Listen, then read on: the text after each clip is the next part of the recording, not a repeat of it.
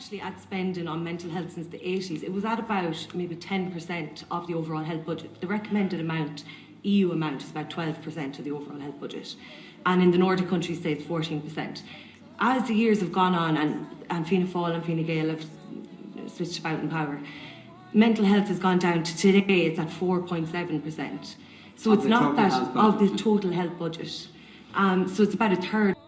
Words to change a nation, but you're biting your tongue. You've spent a lifetime stuck in silence, afraid you'll say something wrong. In particular, 5B, which would be in the regional hospital in Limerick.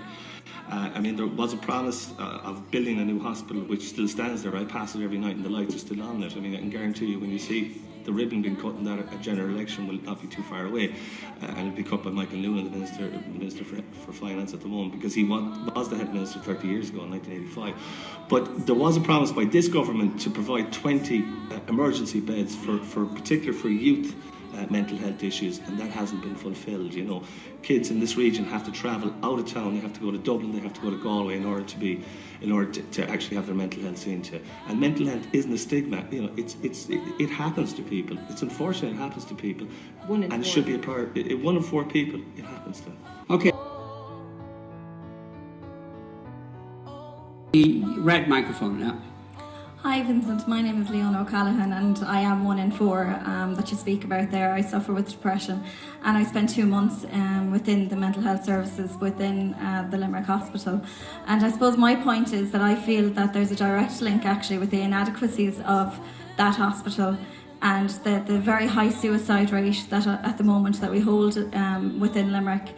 I can tell you from being in there for that 2 months that it was a really tough experience, and the reason not enough is said is simply because people are too ashamed to speak that have I suppose needed the psychiatric department and the help of that. So for me, what I'd like to ask the people up there is, instead of sitting around a table and speaking about mental health, I'd like to see you go in and speak to the people that are actually within that ward. Find out how they are, find out what their experiences are like, see them sit on those couches, see them sit down and have nothing to do all day except think in their troubled minds.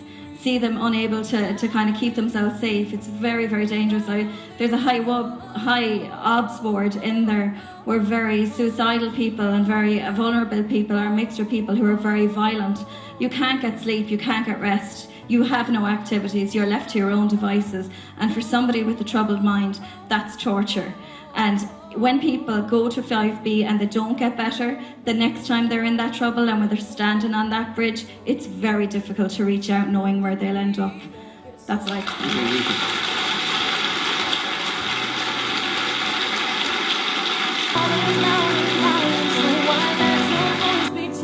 Baby, we're a little different. There's no need to be ashamed. You got the light to fight the shadow, so stop hiding it away. Come on, come on. I'd just like to comment on what Leona said there about the mental health services and the obviously effective suicide rates we have in the city. We have doubled the national average of suicide in Limerick. And it's not an accident. We don't invest in mental health services in the city. And I've been to 5B, I've been there a number of occasions. It's not a nice place to go to. Suicide is very public in Limerick as well. The helicopter comes out, and I don't think there's a person in this room who hears that helicopter doesn't feel a churn in their stomach. Because what we're dealing with here is a failure of mental health services. I think it's 6.2% we invest in more. The helicopter comes out because it's usually... The helicopter comes out for search and rescue, and it's like a trauma. It's over the...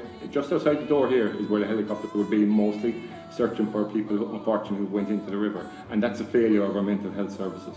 There is no...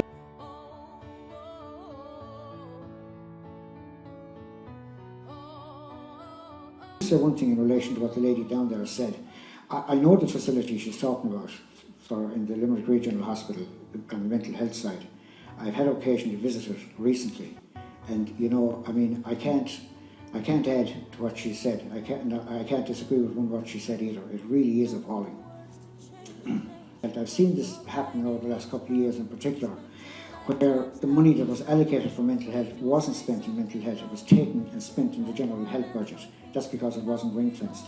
And that is always a particular problem. I think one of the problems at the moment is the way the Department of Health, from the political side, is structured, because the Minister is in charge, and the junior minister is usually the person who has the mental health responsibility, and the minister can always overrule the junior minister. So I think it needs to be ring fenced. But I will.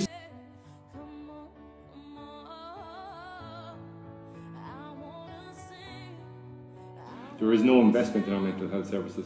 35 million last year was promised in mental health services and wasn't delivered, and the same the year before, and that's a problem.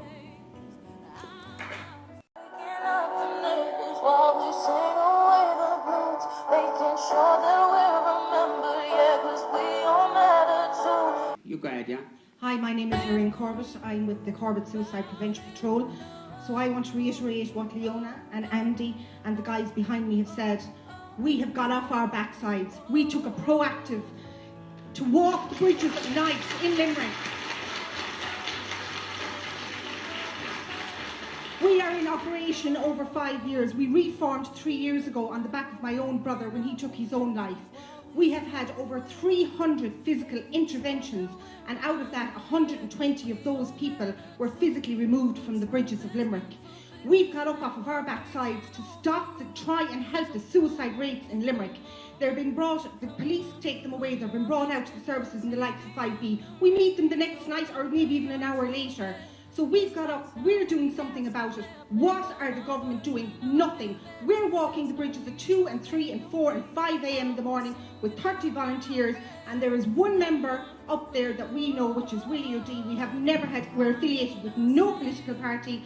We just had to take the chance to do something in Limerick because it's an epidemic and we are just forgotten. Oh, okay, we got to take a break. I wanna sing, I wanna shout, I wanna scream till the words dry out. So put it all on the papers, I'm not afraid. I'm here as part of the Limerick Youth Service, more specifically Lava Jabba's Youth Cafe. I'm the chairperson there.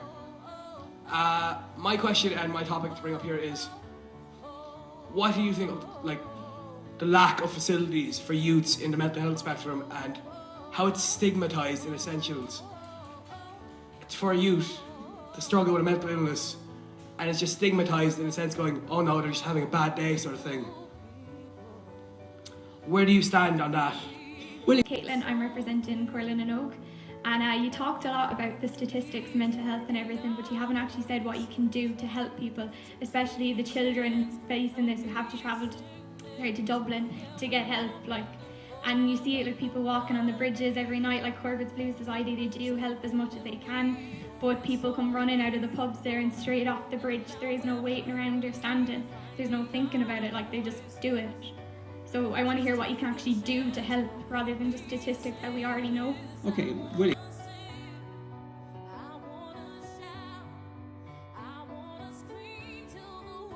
Never reached our target of 10%. Never That is true. fulfilled That your is true. promise. True. Fulfilled That your is promise. true.